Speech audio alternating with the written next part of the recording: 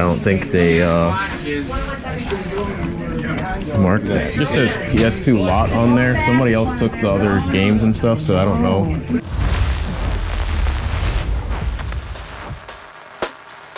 What's up, everyone, and welcome back to another episode of the Free Game Collection. And this is a series where I'm trying to build a retro video game collection without spending any money. Make sure you check out my last video if you missed it.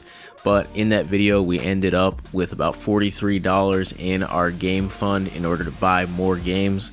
And I also have two supposedly broken slim PlayStation 2s that I need to test to see if they work so that I can sell them and get more money in the fund. So let's check them out now. Okay, so the good news is when I plug it in, the red light comes on, so that means it's getting some kind of power. So I'm just going to turn it on and see if the main menu will boot up, and so far it does boot up. Let's test it out with a game saying the disc cannot be read. So bad news for the first one. Let's try the second one.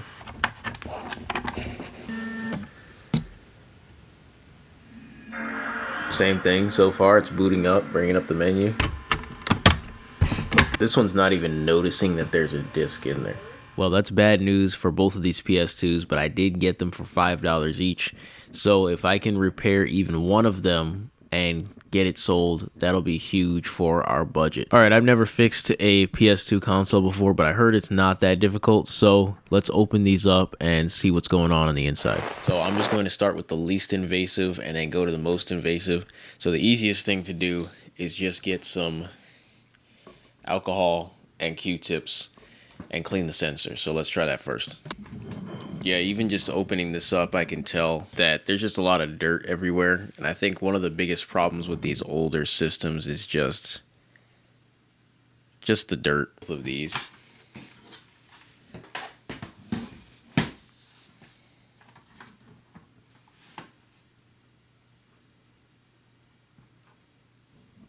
Okay, so after cleaning that, I'm going to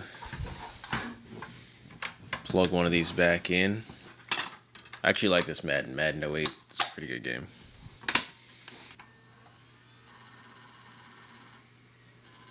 Okay, still not reading. Oh, it actually appears to have the disc here. So I'm going to select it and see if it'll play. Okay, look at that. It didn't read it right away, but that was already an improvement.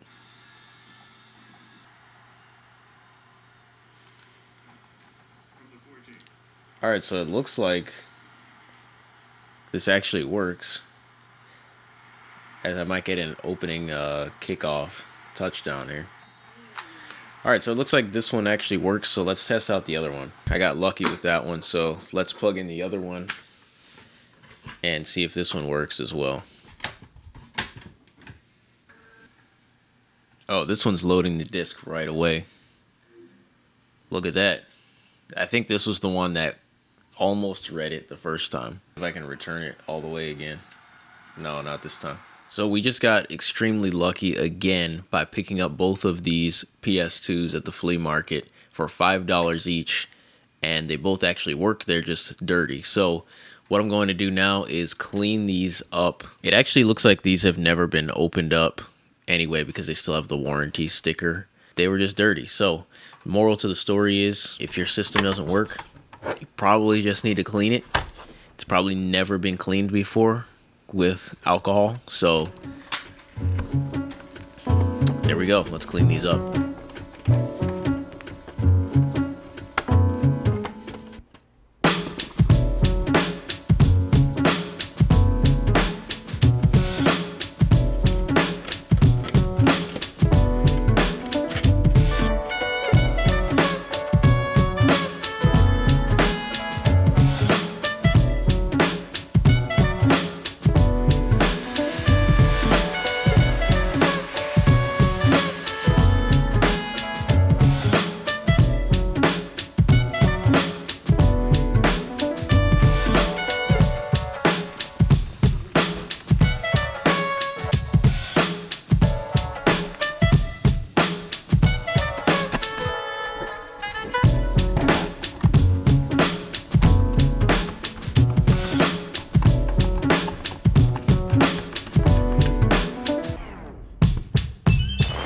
pretty cool that I was able to get both of these consoles to work, because we're looking at a pretty significant profit margin if I can sell both of these.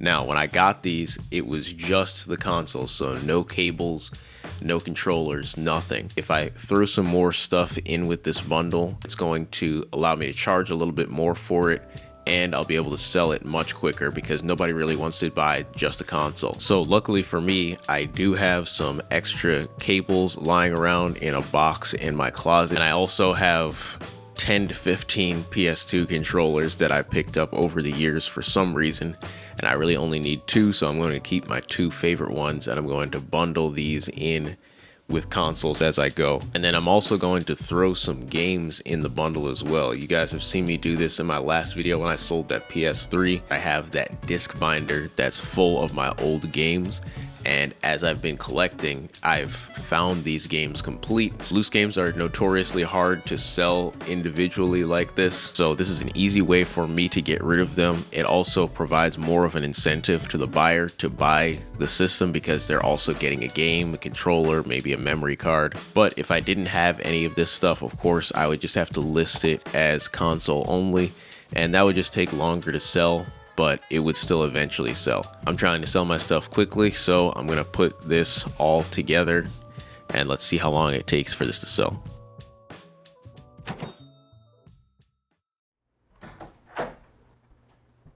Well, I just sold one of them. I literally listed the game for sale, walked into the kitchen to get food, and before I could even think about what I was going to eat, the game already sold. So I sold the one that I ended up bundling with Prince of Persia. So let me go print the shipping label so I can see exactly how much profit I'm going to get from this. Well, after getting this shipping label, we're profiting $53.07 from this first one. So I'm going to send this out and we'll wait for the other one to sell. I sold the second one for $70, but after eBay fees, we're going to take home $56.94. We make way more money selling consoles than games, so I'm going to try my best to find as many broken consoles as possible.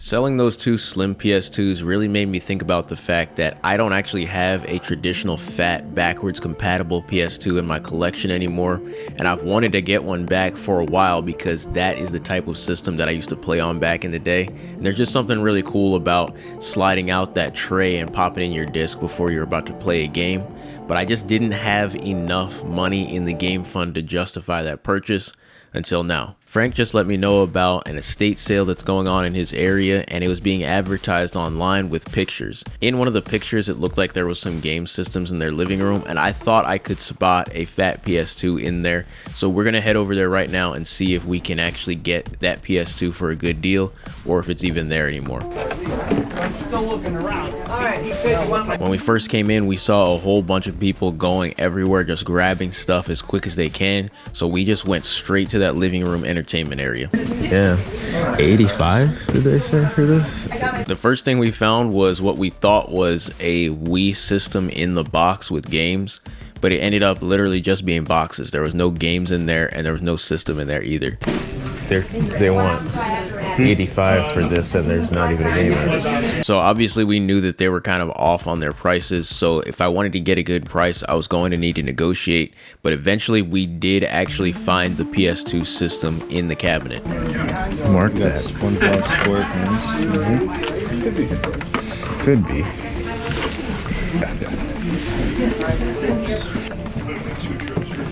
I didn't even notice. We decided to check the other rooms just to see if we could find anything else now that we got what we came for, and we actually thought we found a rare PS1 demo disc, but when we opened it up, it was just a bootleg CD in the case. Oh no. How dare they? So at this point, it was time to try to pay for the system and get out of there. Now, initially when I picked up the system, it was marked that they wanted $135 for the PS2, but it was labeled as a PS2 lot. So I'm assuming that meant that it was the system along with the games, controllers, cords, and everything. Now, when we first came in, there was actually a guy that went straight over there and grabbed a stack of the PS2 games and walked past us and went straight to the pricing table. When he got over there, I actually heard the lady who was doing the pricing ask if the games were marked. Is there a sign that says how much these are anywhere? PlayStation games? So as soon as I heard that, I knew that I was going to be able to get a decent deal on the system because the price that they had marked it for was no longer relevant. Just says PS2 lot on there. Somebody else took the other games and stuff, so I don't know. I don't know if you guys could do like 60 for this or something. 60? There you go. Thank you. Got cash, so. Oh, okay. Have a great day. Thanks. Thank you. All right, so I'm back from the estate sale. I'm actually at my workshop. I found a really clean PS2. I have a few of these slims. I want the fat because this is what I grew up playing. PS2 fat models are selling for about 80 bucks right now. Back there behind this, there was a bunch of controllers, so we grabbed the controllers too. There's 2 OEM ones and there's this one like third-party controller that's wireless, but these 2 OEM controllers are selling for $20 each. When I pulled the system out, I realized something. There's this attachment on the back of the PS2, and this is like the Ethernet adapter, and these are actually selling for $30 right now. So I have no use for that. So if I were to just sell the Ethernet adapter and the 2 OEM controllers, because I have my own controllers already, that basically pays for the system itself, and then I would probably just keep the memory card that came with it as well. So assuming the system actually works, I might even be able to open it up and there may be a game still sitting there. So we'll see. But right now I have to do some work on this van. But when I get home, if I have the cords laying around somewhere, then I'm gonna hopefully be able to plug this in and test it. If it works, I can sell the accessories, and then we've got our PS2 for basically free.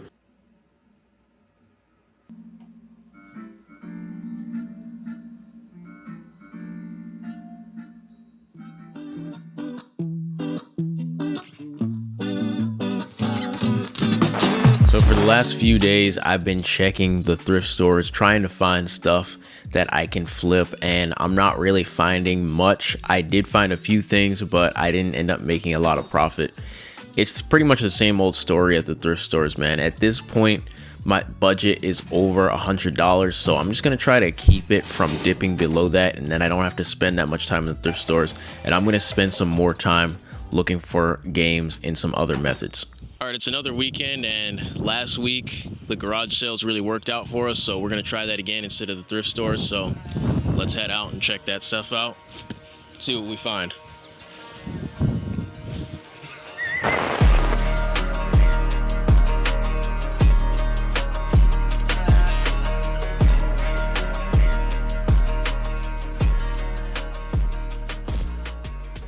Take this stack. Okay. And would you do like a little bundle, like you get this for like 30? I'll do 35 for that. Okay. So, great. Thank you so much. Thank you. Okay, I'm back from the garage sale hunting, and we went to a lot of them and didn't really find much, but we did find one person who was selling a bunch of game related stuff, and I was able to get this stack right here of PS3 games. And oddly enough, all of these PS3 games are games that I just want to play that I never played before. But I ended up doing a deal with Frank, who was getting a PS2 console from the person, so we bundled these games in with that, and I was able to get all of these for $12. So it ended up being about $3 per game, and they're actually in pretty good condition. So for now, I'm gonna actually throw these on the shelf.